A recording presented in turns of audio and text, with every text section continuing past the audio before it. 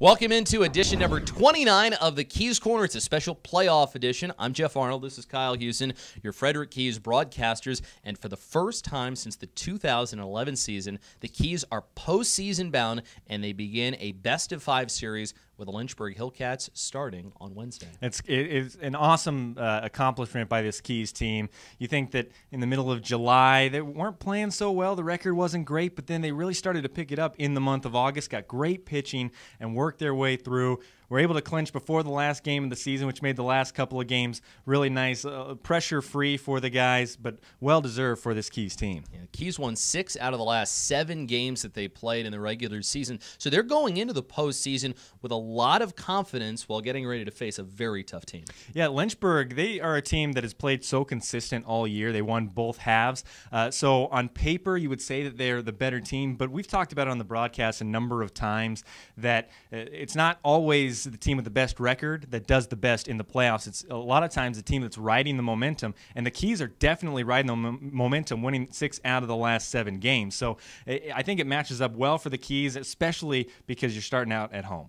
Yeah, exactly. The Keys had tied for the most number of wins in the Carolina League at home this year.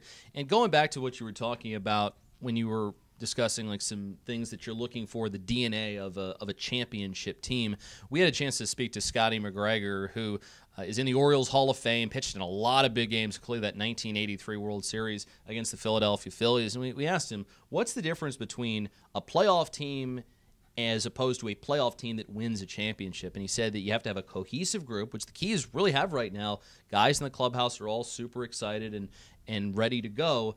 But he was also saying that you have to make sure that your team is not trying to do more than they're capable of, that they understand their roles. And I think if maybe they stick to that and hopefully get some of the bounces and breaks that you need to be able to win a championship. Keith Bodie was talking about that earlier, Keys manager.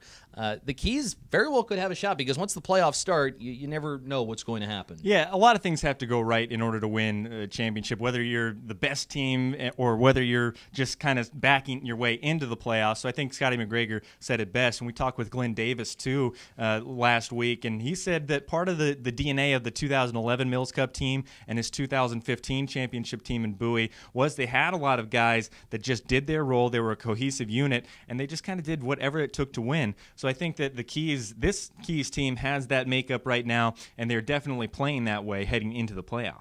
If they want to advance the Mills Championship, they have to get past a really tough starting rotation that Lynchburg has. They have suffered some losses throughout the year, but for the most part, they have a couple of really good pieces that are still intact. And it all gets started for them on Wednesday night with Aaron Savali, who throws a lot of different pitches. He throws all of them for strikes, and he throws them for quality strikes, too. Yeah. Aaron Savali is a very tough pitcher, one of the toughest pitchers in the Carolina League. 11 wins, a sub-3 ERA.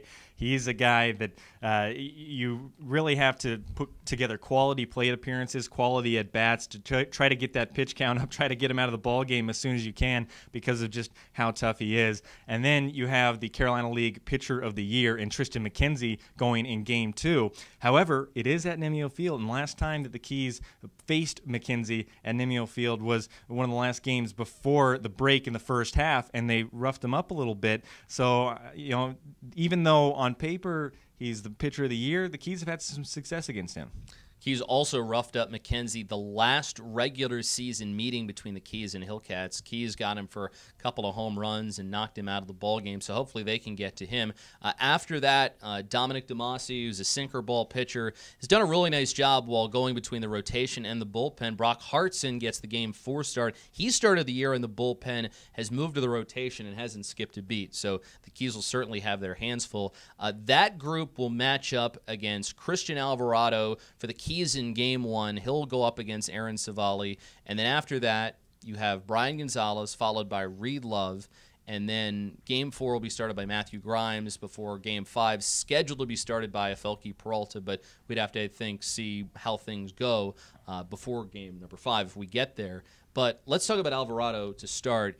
So consistent, great strike thrower, And I have to imagine if there's one guy that you want to start opposite Civale, it's probably Alvarado. Yeah, absolutely. He's been a bulldog on the mound. We've talked to him recently after that complete game shutout against Potomac. He said he's feeling stronger and stronger in the second half. It was a little bit of a rough first half. You got to remember that he, along with the other 4 members of the initial starting staff, it was their first time in the Carolina League. It's a jump up from low A. But Christian has pitched so well this year, has a number of quality starts, far more than anybody else on the Keys roster. You know that he's going to go out there, he's going to compete, give you probably at least 6 innings, and give you a chance to win a game. So I think that he matches up perfectly against Civale in Game 1. He introduced the curveball a little bit more in the month of July, and that gave him another weapon against left-handed batters as well. And so I think that has been a kicker for him. And then Game 3 of a playoff series, when you're in a best-of-5 format, that has the chance to be a really pivotal game.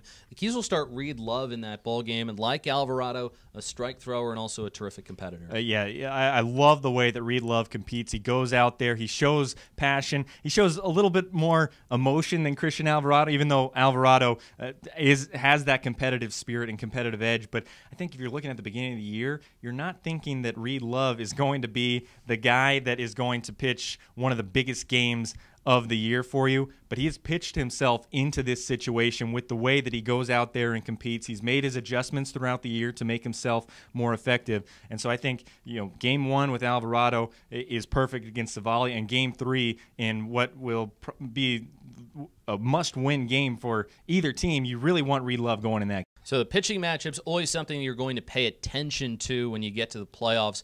But another thing that we want to discuss is the home run factor. The Keys led the Carolina League in home runs by a long shot. I think it was something like 20 more home runs than the next closest team. Lynchburg, in years past, that was their MO. They hit a lot of home runs and could outslug you.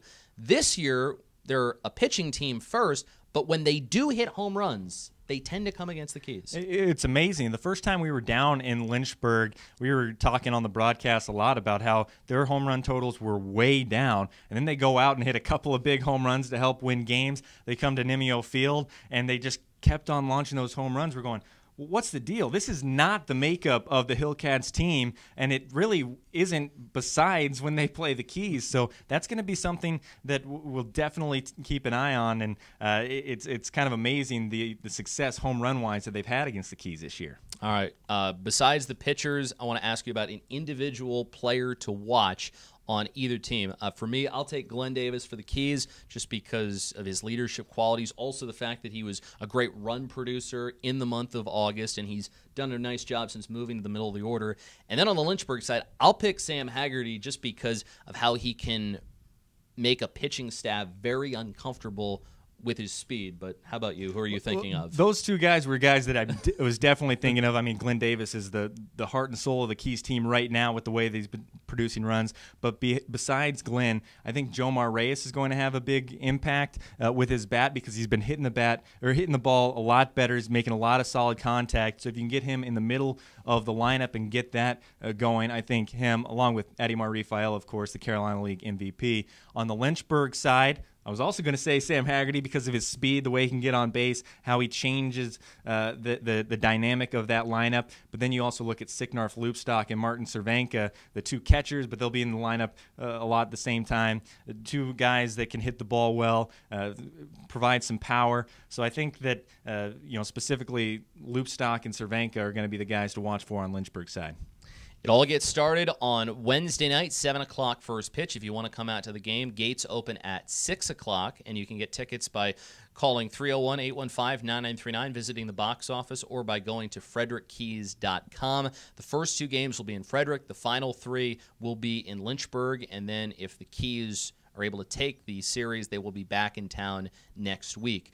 If you want to follow us on the broadcast, you can listen to us on 1450 AM The Source, frederickkeys.com, and the TuneIn Radio app. If there is a Saturday game, it will air on Max Country 93.5 FM in Frederick and 100.5 FM in Hagerstown. And, of course, you can also follow us on social media. Like us on Facebook. You can follow us on Twitter and Instagram at Frederick Keys.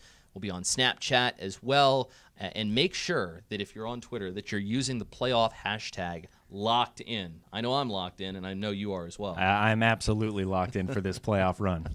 He's at K_Hughes on Twitter. I'm at Jeff on the air. Just look at the bar below, and it'll give you a way to follow us. Well, that'll do it for this playoff preview. The Keys and the Hillcats getting underway on Wednesday as the Keys' quest to win another Mills Cup title begins tomorrow night. He's Kyle. I'm Jeff. We'll talk to you soon.